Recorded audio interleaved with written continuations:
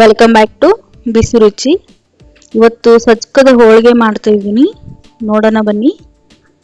ತುಂಬಾನೇ ಸಾಫ್ಟ್ ಆಗಿ ಬರ್ತವೆ ಹೋಳಿಗೆ ನೋಡಿ. ಅದಕ್ಕೆ ಲಟ್ಟಿಸಿದಾಗ ಹೋಳಿಗೆ ಒಂಚೂರು ಹಿಟ್ಟು ಈ ತರ ಬರಬಾರ್ದು.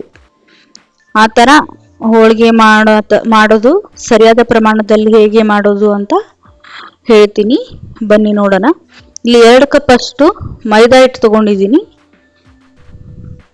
ನಿಮ್ಮ ಮನೆಯಲ್ಲಿ ಎಷ್ಟು ಜನ ಇದ್ದಾರೆ ಕ್ವಾಂಟಿಟಿ ನೋಡಿಕೊಂಡು ಮಾಡ್ಕೋಬಹುದು. ಆಮೇಲೆ ಯಾವುದೇ ಬೆಲ್ಲ ಮತ್ತು ಸಕ್ಕರೆ ಸ್ವೀಟ್ ಮಾಡುವಾಗ ನಾವು ಒಂಚೂರು ಉಪ್ಪು ಹಾಕ್ತೀವಿ. ನಿಮಗೂ ಬೇಕಾದರೆ ಹಾಕೋಬಹುದು, ಇಲ್ಲಾಂದರೆ ಬಿಡ್ಬೋದು. ಇಲ್ಲಿ ಎಣ್ಣೆನ ಕಾಸಿ ಹಾಕೋತಾ ಇದ್ದೀನಿ, ಅಂದರೆ ಹೋಳಿಗೆನೂ ಚೆನ್ನಾಗಿ ಬರುತ್ತೆ. ಆಮೇಲೆ ಹಿಟ್ಟು ಚೆನ್ನಾಗಿ ಮೆತ್ತಗೆ ಆಗುತ್ತೆ. ಸೊ ಅದಕ್ಕೋಸ್ಕರ ಯಾವುದೇ ಅಡುಗೆ ಸ್ವೀಟು ಮತ್ತು ಹೋಳಿಗೆ ಮಾಡಬೇಕಾದ್ರೆ ಈ ಥರ ಎಣ್ಣೆ ಕಾಸಿ ಹಾಕೋಬೇಕು, ಅಂದರೆ ಕರೆಕ್ಟ್ ಹದಕ್ಕೆ ಬರುತ್ತದು. ಕೈಲೇ ಮಿಕ್ಸ್ ಮಾಡಿಕೊಂಡ್ರೆ ಇದರ ಉಂಡೆ ಟೈಪ್ ಬಂದರೆ ಆಮೇಲೆ ನೆಕ್ಸ್ಟು ನೀರು ಕಲಿಸ್ಕೊಂಡು ನೀರು ಹಾಕ್ಕೊಂಡು ಮಾಡ್ಕೋಬೋದು. ಆಮೇಲೆ ಕರ್ಜಿಕಾಯಿ ಹೋಳಿಗೆ ಈ ಥರ ಯಾವುದೇ ಮೈದಾ ಹಿಟ್ಟು ಕಲಿಸುವಾಗ ಸ್ವಲ್ಪ ಎಣ್ಣೆನ ಈ ಥರ ಮಾಡಿಕೊಂಡು ಹಾಕೊಳ್ಳಿ. ಇಲ್ಲಿ ಬೆಲ್ಲ ನೋಡಿ 380 ಗ್ರಾಮ್ ಇದೆ ನಿಮಗೆ, ಅಂದರೆ ಅರ್ಧ ಕೆಜಿಗೆ ಸ್ವಲ್ಪ ಕಡಿಮೆ ಇದೆ. ನಾನು 2 ಕಪ್ ಅಷ್ಟು ಮೈದಾ ಹಿಟ್ಟು 380 ಗ್ರಾಮು ಬೆಲ್ಲ ತಗೊಂಡಿದ್ದೀನಿ. ಇದನ್ನ ಚೆನ್ನಾಗಿ ಕಟ್ ಮಾಡ್ಕೊಳ್ಳಿ. ಆಮೇಲೆ ಅರ್ಧ ಕೆಜಿ ಅಷ್ಟು ಬೆಲ್ಲ ತಗೋಬೋದು ನೀವು. ಸ್ವೀಟು ಸ್ವಲ್ಪ ಚೆನ್ನಾಗಿ ತಿಂತೀನಿ ಅಂತಂದರೆ ಸ್ವಲ್ಪ ಸ್ವೀಟ್ ಕಡಿಮೆ ತಿನ್ನೋರಿಗೆ ನಿಮಗೆ ರುಚಿಗೆ ನೋಡಿ ಹಾಕೊಳ್ಳಿ ಬೆಲ್ಲನ. ಈಗ ಒಂದು ಪಾತ್ರೆ ಇಟ್ಕೊಳ್ಳಿ, ಅದಕ್ಕೆ ಎಲ್ಲ ಬೆಲ್ಲನೂ ಹಾಕೊಳ್ಳಿ. ಇದಕ್ಕೆ 3 ಕಪ್ ಅಷ್ಟು ನೀರು ಹಾಕೊಳ್ಳೋಣ. ಆಮೇಲೆ ನೀರು ಹಾಕೊಂಡಿದ ನಂತರ ಅದನ್ನು ಚೆನ್ನಾಗಿ ಮಿಕ್ಸ್ ಮಾಡಿಕೊಂಡು ಸ್ವಲ್ಪ ಕರಗಿಸ್ಕೊಳ್ಳಿ ಅಷ್ಟೇ. ಅಂದರೆ ಬೆಲ್ಲನೂ ಚೆನ್ನಾಗಿ ಪೌಡ್ರು ಮಾಡಿದೆಯಲ್ಲ, ಬೇಗನೆ ಕರಗತ್ತೆ. ಇಲ್ಲ ಜಜ್ಜಿ ಹಾಕೊಂಡ್ರೆ ಸ್ವಲ್ಪ ಲೇಟಾಗಿ ಕರಗತ್ತೆ ಅಷ್ಟೇ. ಇಲ್ಲಿ ನಾನು ತುರಿದು ಹಾಕೊಂಡಿದ್ದೀನಲ್ಲ, ಚಾಕು ಸಹಾಯದಿಂದ ಈ ಥರ ಕಟ್ ಮಾಡಿ ಹಾಕೊಂಡಿದ್ದೀನಿ. ಇಲ್ಲಿ 3 ಕಪ್ ಅಷ್ಟು ನೀರು ಹಾಕೊಂಡಿದ್ದೀನಿ. ಚೆನ್ನಾಗಿ ಬೆಲ್ಲ ಕರಗಲಿ. ಇದಕ್ಕೆ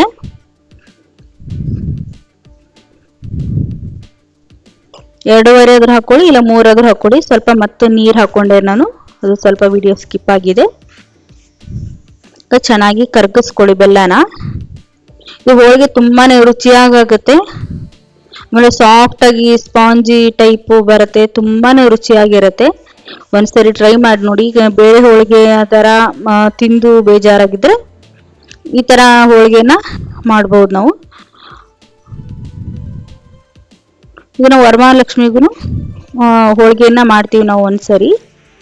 ಈಗ 4 ವಾರ ಇರ್ತಾವಲ್ಲ, ಅಂದರೆ ಮಗಳು ಗೌರಿ, ಶುಕ್ರ ಗೌರಿ ಅಂತ ಮಾಡ್ತಾರಲ್ಲ, ಸೊ ಆವಾಗ 1 ಟೈಮು ಈ ಥರ ಸಜ್ಜಕ ಹೋಳಿಗೆ ಮಾಡ್ತೀವಿ ನೋಡಿ. ಬೆಲ್ಲದಲ್ಲಿ ಎಷ್ಟೊಂದು ಹೊಲಸಿದೆ, ಮಣ್ಣು, ಧೂಳು, ಆಮೇಲೆ ಕಲ್ಲು ಎಲ್ಲ ಇರುತ್ತೆ. ಸೊ ಅದಕ್ಕೋಸ್ಕರ ಬೆಲ್ಲನ ಚೆನ್ನಾಗಿ ಸೋಸ್ಕೊಳ್ಳಿ.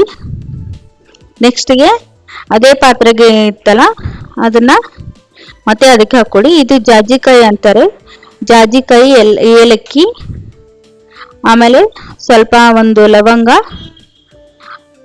ಅದನ್ನೆಲ್ಲನೂ ಮಿಕ್ಸಿ ಮಾಡಿಕೊಂಡು ರುಬ್ಬಿ ಇಟ್ಕೊಳ್ಳಿ. ಈ ಥರ ಪೌಡರ್ ಮಾಡಿ ಇಟ್ಕೊಂಡ್ರೆ ಹೋಳಿಗೆ ಮತ್ತು ಸ್ವೀಟ್ ಮಾಡಬೇಕಾದ್ರೆ ಹಾಕಿದರೆ ಆಗುತ್ತೆ. ಈಗ ಅದನ್ನೇ ಪೌಡ್ರ್ ಮಾಡಿ ಇಟ್ಕೊಂಡಿತ್ತಲ್ಲ, ಏಲಕ್ಕಿ ಪೌಡ್ರು ಮತ್ತು ಜಾಜಿಕಾಯಿ ಪೌಡ್ರು ಇತ್ತಲ್ಲ, ಸೊ ಅದನ್ನು ಈಗ ಪಾಕ ಏನು ತಗೋತಾ ಇಲ್ಲ ನಾನು, ಜಸ್ಟ್ ಅದು ನೋಡಿ ಸ್ವಲ್ಪ ನೀರು ತೆಗೆದಿದ್ದೆ ನಾನು, ಇನ್ ಕೇಸ್ ನೀರು ಜಾಸ್ತಿ ಆಗುತ್ತೇನೋ ಅಂದ್ಕೊಂಡು. ಆಮೇಲೆ ಮತ್ತೆ ಕಡಿಮೆ ಬೀಳುತ್ತೆ ಅಂತ ಏನೋ ಅನಿಸ್ತು, ಅದಕ್ಕೆ ಮತ್ತೆ ಎಷ್ಟು ನೀರು ಹಾಕಿದೆ. ನೀವು ನೀರು ಆಮೇಲೆ ರವೆದ ಅಳತಿ ತಗೊಂಡು ಹಾಕೋಬಹುದು. ಈಗ ರವೆ ಹಾಕುವಾಗನೇ ಮಿಕ್ಸ್ ಮಾಡ್ಕೋಬೇಕು, ಅಂದರೆ ತುಂಬಾನೇ ಸೂಕ್ಷ್ಮವಾಗಿ ಅಬ್ಸರ್ವೇಷನ್ ಇಟ್ಕೊಂಡು ಮಾಡ್ಕೋಬೇಕಾಗುತ್ತೆ. ಇದನ್ನ ನೋಡಿ ಈ ಥರ ಚೆನ್ನಾಗಿ ಮಿಕ್ಸ್ ಮಾಡ್ಕೊಳ್ಳಿ. ಈಗ 3 ಕಪ್ ರವೆಗೆ ನಾನು 2.5 ಕಪ್ ಅಷ್ಟು ರವೆ ಹಾಕೊಂಡಿದ್ದೀನಿ. ಅಂದರೆ ಚೆನ್ನಾಗಿ ಒದಗುತ್ತೆ ಅದು. ಅಂದರೆ ತುಂಬ ಸಾಫ್ಟಾಗಿ ಹೋಳಿಗೆ ಮಾಡೋಕ್ಕೂ ಚೆನ್ನಾಗಿ ಬರುತ್ತೆ. ನೋಡಿ ಈ ಥರ ಮಾಡ್ಕೊಂಡಿದ್ದೀನಿ. ಈಗ ನೆಕ್ಸ್ಟ್ಗೆ ಸ್ವಲ್ಪ ಅದನ್ನು ಹೋಳಿಗೆ ಮಾಡೋಕ್ಕೆ ಅಲ್ಲ, ಸ್ವಲ್ಪ ಆರಕ್ಕಿಡಿ, ಅಂದರೆ ತಣ್ಣಗಾಗಕ್ಕೆ ಬಿಡಿ. ತಣ್ಣಗಾದ ನಂತರ ಅದಕ್ಕೆ ಸ್ವಲ್ಪನೇ ತುಪ್ಪ ಹಾಕಿ ಇಟ್ಕೊತಾ ಇದ್ದೀನಿ ನಾನು. ಚೆನ್ನಾಗಿ ಹೋಳಿಗೆ ಮೆತ್ತಗೆ ಬರುತ್ತೆ ಅಂತ. ಆಮೇಲೆ ಚೆನ್ನಾಗಿ ಸ್ವಲ್ಪ ನಾದ್ಕೋಬೇಕು, ಅದನ್ನು ನಾದ್ಕೊಂಡು ಉಳ್ಳೆ ಮಾಡ್ಕೋಬೇಕು. ನೋಡಿ ಈಗ ಸ್ವಲ್ಪ ತಣ್ಣಗಾಗಲಿ ಅದು. ತುಪ್ಪನ ಹಾಕಿದೆಯಲ್ಲ, ತುಂಬ ಸಾಫ್ಟಾಗಿ ನೋಡಿ ಎಷ್ಟು ಫ್ಲಫಿಯಾಗಿ ಬರುತ್ತೆ. ಅದನ್ನು ಚೆನ್ನಾಗಿ ಬಂದಿದೆ ಆಲ್ರೆಡಿ. ಇದು ತಣಿವರೆಗೂ ಬಿಡಿ. ಆಮೇಲೆ ನಾವು ಹಿಟ್ಟು ನಾದಿಟ್ಟಿದ್ವಲ್ಲ, ಸೊ ಅದನ್ನು ಚೆನ್ನಾಗಿ ನೆಂದಿರತ್ತೆ. ಈಗ ಎಲ್ಲನೂ ಸೇರಿಸಿ ಉಳ್ಳೆ ಮಾಡ್ಕೋಬೇಕು. ನೋಡಿ ಹಿಟ್ಟನ್ನು ಎಲ್ಲ ತಣ್ಣಗೆ ಆಗಿದೆ. ಈಗ ಉಳ್ಳೆ ಮಾಡ್ಕೊಳ್ಳೋಣ. ಸ್ವಲ್ಪ ಎಣ್ಣೆನಾದ್ರೂ ಹಚ್ಕೊಳ್ಳಿ, ಇಲ್ಲಾಂದ್ರೆ ತುಪ್ಪನಾದ್ರೂ ಹಚ್ಕೊಳ್ಳಿ. ಈಗ ನಿಮ್ಗೆ ಯಾವ ಆಕಾರದಲ್ಲಿ ಬೇಕು ನೋಡಿ, ಅಂದ್ರೆ ಎಷ್ಟು ದೊಡ್ಡದಾಗಿ ಹೋಳಿಗೆ ಆಗ್ಬೇಕು ಅಂತ ನೋಡ್ಕೊಂಡು ಒಂದು ಸೈಜಲ್ಲಿ ಮಾಡಿ ಇಟ್ಕೊಳ್ಳಿ. ಹಿಟ್ಟು ಸ್ವಲ್ಪನೇ ಇರಬೇಕು, ಆಮೇಲೆ ಹೂರಣ ಸ್ವಲ್ಪ ಜಾಸ್ತಿ ಇರಬೇಕು. ಹಿಟ್ಟು ಜಾಸ್ತಿ ಆಗಿದ್ರೆ ಮತ್ತೆ ಅದು 2-3 ದಿವಸ ಇಟ್ಕೊಂಡು ತಿಂದ್ರೂ ಹಾಳಾಗಲ್ಲ ಇದು ಹೋಳಿಗೆ, ಸಜ್ಕದ ಹೋಳಿಗೆ. ಸೊ ಅದಕ್ಕೋಸ್ಕರ ಹಿಟ್ಟು ಜಾಸ್ತಿ ಇದ್ರೆ ಅಷ್ಟೊಂದು ರುಚಿಯಾಗಿ ಬರಲ್ಲ ಹೋಳಿಗೆ. ಆಮೇಲೆ ಕನಕ ಹೂರಣ, ಇದು ಕನಕ ಅಂತಂದ್ರೆ ಹಿಟ್ಟು ಸ್ವಲ್ಪ ಆಗಿ ಇರಬೇಕು. ಹೂರಣ ಅಂತಂದ್ರೆ ಇದು ಸಜ್ಕದ ರವೆದಿದೆಯಲ್ಲ, ಸೊ ಅದು ಸ್ವಲ್ಪ ಜಾಸ್ತಿ ಇರಬೇಕು. ಅದಕ್ಕೆ ಅಳತೆ ಪ್ರಮಾಣದಲ್ಲಿ ನೋಡಿಕೊಂಡು ಇದು ಹಿಟ್ಟು ಎಷ್ಟು ಉಳ್ಳೆ ಆಗುತ್ತೆ, ಆಮೇಲೆ ಹೂರಣ ಎಷ್ಟು ಉಳ್ಳೆ ಆಗುತ್ತೆ ನೋಡಿಕೊಂಡು ಮಾಡಿಕೊಂಡು ಉಳ್ಳೆ ಹರಿದು ಇಟ್ಕೊಳ್ಳಿ ಮುಂಚೆನೆ. ಸೊ ಅದಕ್ಕೆ ಈಗ ಫಿಲಪ್ ಮಾಡ್ಕೊಳ್ಳಿ. ತುಂಬಾನೇ ಈಸಿಯಾಗಿ ಮಾಡ್ಕೋಬಹುದು ನಾವು.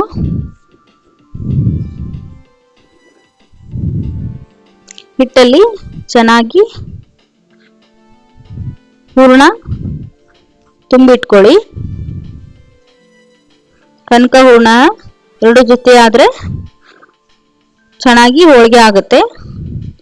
ನೋಡಿ ಮೇಲ್ಗಡೆ ಸ್ವಲ್ಪ ಹಿಟ್ಟು ಬರುತ್ತಲ್ಲ, ಸೊ ಅದನ್ನು ತೆಗೆದ್ಬಿಡಿ, ಅಂದ್ರೆ ಹೋಳಿಗೆನು ತುಂಬಾನೇ ಚೆನ್ನಾಗಿ ಬರುತ್ತೆ.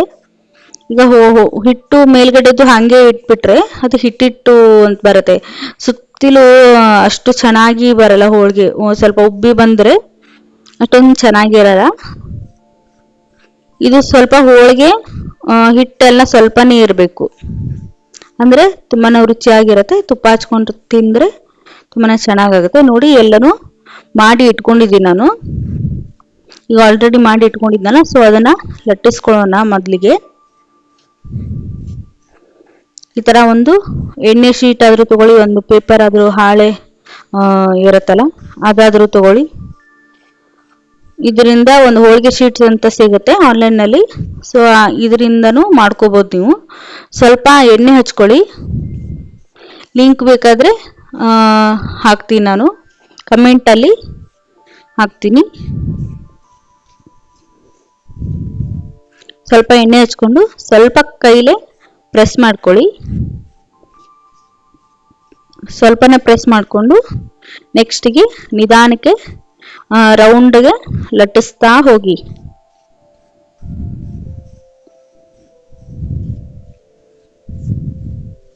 ಯೂಶಲಿ ಇದು ಸಜ್ಕದ ಹೋಳಿಗೆ ಎಲ್ಲರಿಗೂ ಬರಲ್ಲ ಅಂತಾರೆ. ಅಂದ್ರೆ ಸ್ವಲ್ಪ ನೀರು ಜಾಸ್ತಿ ಆದ್ರೆ, ಆಮೇಲೆ ಕನಕ ಸ್ವಲ್ಪ ಸಾಫ್ಟ್ ಬಂದ್ರೂ ಹೋಳಿಗೆ ಮಾಡೋಕ್ಕಾಗಲ್ಲ ಇದು. ಆಮೇಲೆ ಮೆತ್ತಗಾದ್ರೂ ಹೋಳಿಗೆ ಮಾಡೋಕ್ಕಾಗಲ್ಲ. ಸೊ ಕರೆಕ್ಟ್ ಪ್ರಮಾಣದಲ್ಲಿ ಮಾಡಿಕೊಂಡ್ರೆ ತುಂಬಾನೇ ಚೆನ್ನಾಗಿ ಹೋಗುತ್ತೆ. ಈಗಲ್ಲಿ ನೋಡಿ 3 ಕಪ್ ಅಷ್ಟು ನೀರು ಹಾಕೊಂಡಿದ್ದೆ ನಾನು. 1.5 ಕಪ್ ಅಷ್ಟು ಇಲ್ಲ 2 ಕಪ್ ಅಷ್ಟು ನೀವು ರವೆ ಹಾಕೋಬಹುದು. ನೋಡಿ ರೌಂಡ್ಗೆ ಲಟ್ಟಿಸಿದ್ದಾಯಿತು. ಈಗ ಹಂಚಿಟ್ಕೊಳ್ಳಿ. ಹಂಚ ಮೇಲೆ ಸ್ವಲ್ಪನೇ ಎಣ್ಣೆ ಬಿಟ್ಕೊಳ್ಳಿ. ತುಂಬಾನೇ ಎಣ್ಣೆ ಬೇಡ, ಸ್ವಲ್ಪ ತುಪ್ಪ ಹಾಕಿದ್ರೂ ಓಕೆ, ಇಲ್ಲ ಎಣ್ಣೆನಾದ್ರೂ ಹಾಕೋಬಹುದು ನೀವು. ಇದಕ್ಕೆ ಹಾಕೊಂಡ ನಂತರ ನೆಕ್ಸ್ಟ್ ಸ್ವಲ್ಪನೇ ಎಣ್ಣೆ ಹಾಕೊಳ್ಳಿ. ಹಂಚುನು ಲೋ ಫ್ಲೇಮಲ್ಲೇ ಇಟ್ಕೊಳ್ಳಿ, ಅಂದ್ರೆ ಬೇಗನೆ ಸೀದ ಹೋಗುವಷ್ಟು ಚಾನ್ಸಸ್ ಇರುತ್ತೆ.